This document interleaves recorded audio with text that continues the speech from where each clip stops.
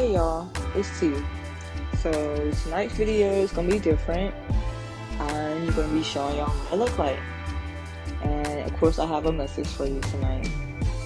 But first, hey, this is me. I'm T. This is what I look like. So I did not want to do this, first of all. This is not something I ever saw myself doing or even wanted to do. The reason that I am doing this is because I feel like Spirit has been calling me to put a face to the voice that you all have been hearing. I started out just doing like the voice messages because I didn't want to put my face on there, but I did feel like Spirit was calling me at that time to get my feet wet with sharing messages and, you know, my perspective on esoteric and spiritual knowledge. I did get pretty comfortable with that. I felt protected, I guess you would say, by the fact that you couldn't see me, you couldn't see my face. And I don't quite know why just yet, but I feel like Spirit is telling me that people being able to see my face is going to put something extra to my messages in a good way. So I want y'all to bear with me because I do not consider myself a great public speaker. I took one public speaking class in high school, and I mean, I passed it. It was an easy class, but once I was done with that class, I was like, I'm never gonna speak publicly. But here I am. Things change. I do remember mentioning in my introduction video that I have a lot of Pisces in my chart, and specifically in my Mercury. My Mercury is in Pisces, so you might see me not really looking at the camera a lot when I talk, because I'm very much in my head and trying to form my thoughts into words and coherent sentences. And not that it's hard for me, not that it's I mean, it can be a challenge for me, but especially when I'm having, you know, some really complex thoughts, I have to go, you know, within myself to kind of like form those messages into things that make sense. I do digress a lot. I say a lot, and sometimes every once in a while things will come out in a very choppy way, and I can stumble over my words a lot too. But I don't want to focus on, you know, the downfalls of the way that I speak. That's not going to help me. So, but I do want y'all to bear with me.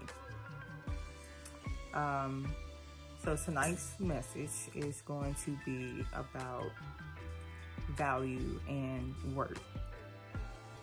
So a little backstory is always a physical story that inspires the sessions.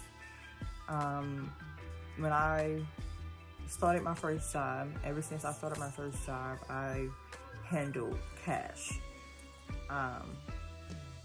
But I didn't really get this revelation until not even started, but until I got to this job that I'm currently working now. I still handle cash on a 24/7 basis, basically. And as I was, sorry y'all, it's hot in here. I hope that's not too loud. But as I was counting cash the other night, I noticed that a lot of the money that was in the drawer was not in the best condition. There were lots of, dollar bills, 5 cents, 20s, and the coins. Not all of them were, pretty coins. Not all of them were like flat and pressed cash. 90% of the money that we receive on a daily basis is, worn to some extent. We get dollar bills that are crumpled up. Sometimes people hand us cash that it's wet, it's dirty, it's torn almost completely in half, it's got tape all around the edges, it's got spots on it, it's got marks on it, it's all kinds of stuff. It's basically, of course, not, straight from the money farm or whatever the place is where they print cash. And I was just thinking, like, this store can accept cash in any condition that it's in. We still recognize the value of a $20 bill, a $10 bill, a $5 bill, a $100 bill. We rarely get $100 bills that are like looking crazy, but we can still accept all these bills in most conditions. I don't know if this is true or not, but I've heard that as long as the bills there has the serial or tracking number on it, that you can basically accept it. And that the bank would trade it out for a newer bill, like if it's completely torn in half or something like that. But anyway, my point is that any store can still accept cash in any condition that it's in, as long as we know what bill it is. We still recognize the value of a $20 bill, even if it's crumpled up and been ran over and it's got red marks all over it. We can still accept it. And somebody hands you a $20 bill, to put in your pocket, you're not going to say no. You're going to be like, thank you, because it's valuable. You can't do a lot with $20 these days, but you can do something. So it got me thinking, like, if we can accept cash for its initial value, and the initial value doesn't change despite the condition that it's now in, why can't we do that for ourselves and for other people, but mostly for ourselves? We come into this world, majority of the time, I know this isn't a perfect world, but majority of the time, babies are just so innocent. They haven't done anything wrong yet. They haven't been through anything. They haven't been traumatized, anything like that. But fast forward at least 16, 17 years, it's all it takes for, you to have been through something or to have experienced, some unpleasant events in your life. You get to about 23, 24, 25, 99% of us have some type of trauma that we've been through, that we've had to deal with. And we start to lose sense of our value, of the value that's always been with us, the value that we've always had inside of us. We start to lose sense of that because of the things that we've been through.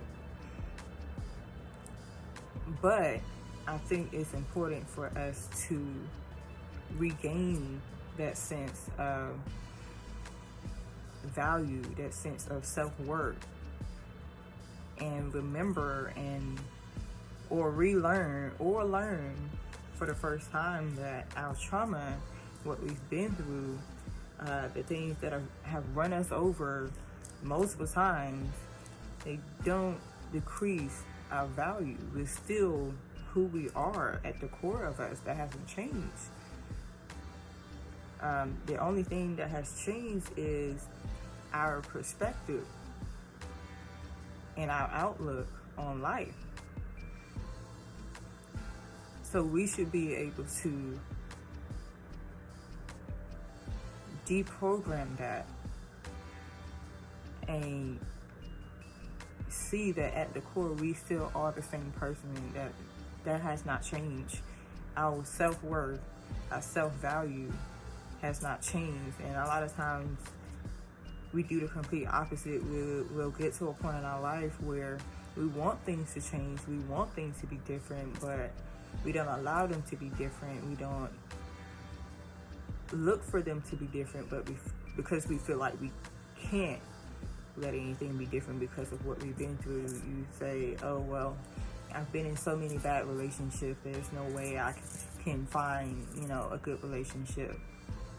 And not everybody thinks like that, but a lot of us have been at that point in our lives, oh, I'm too old, I haven't, practiced doing this for a long time. There's no way I can find my dream job at this age. I have a family to take care of now. There's no way I can get back into those things that make me happy. But you can. It's still there. It's definitely going to take some work, but it's not impossible. That work is still there. Those capabilities are still there. Those passions are still there. And those are all the things that make up your sense of value, your sense of worth. And it's not just what you have to offer to, other people. It's just who you are. And it's really as simple as that. It doesn't seem like it. And society hasn't taught us that.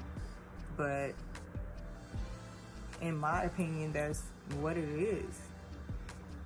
Whatever it is that makes you happy, whatever it is that you're good at, whatever it is that you have the passion for, you have the capability to do, you have the skills to do, that's a big part of who you are, and it goes a lot into your value and your sense of worth. So to wrap this all up, I'm gonna see myself as $100 bill. I would see myself as a $7,000 bill if they had one. And I'm not trying to be like full of myself, but I have become to know my but I have become aware of my sense of worth, my sense of value, despite what it is that I've been through. And I think that's important for us to do. That is the message for tonight. You guys be well, and I'll see you in the next video.